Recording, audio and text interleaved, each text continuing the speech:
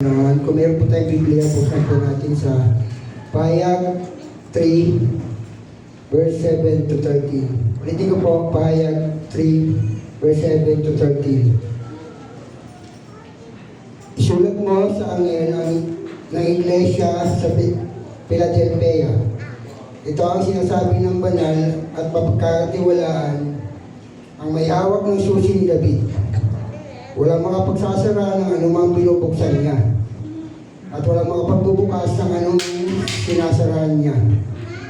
Alam ko ang mga ginagawa mo. Alam kong kaunti lamang ang iyong kakayahan. Ngunit sinusunod mo ang aking salita, at naging tapat ka sa akin. Kaya binuksan ko para sa iyo ang isang pinto na hindi may sasara ni naman.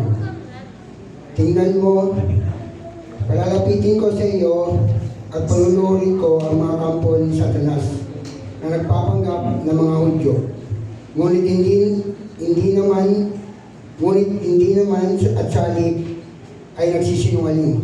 Malalaman niyang minamahal kita, sapagkat tinupad mo ang aking utos na magtiis. Iingatan naman kita sa panahon ng pagsubok na darating sa lahat ng tao sa buong daigdig. Darating ako sa lalong madaling panahon. Kaya ingatan mo kung ano ang nasa iyo upang hindi maagaw ni naman ang iyong gantimpala. Ang magtatagumpay ay gagawin kong isang haligi sa templo ng aking Diyos, at hindi na siya lalabas doon. Isusulat ko sa kanya ang pangalan ng aking Diyos at ang pangalan ng kanyang lungsod.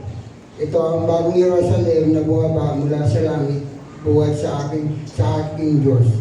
Isusulat ko rin sa kanya ang aking bagong pangalan. Last verse, ang lahat ng may pantinig ay maikinig sa sinasabi ng Espiritu sa mga iglesia.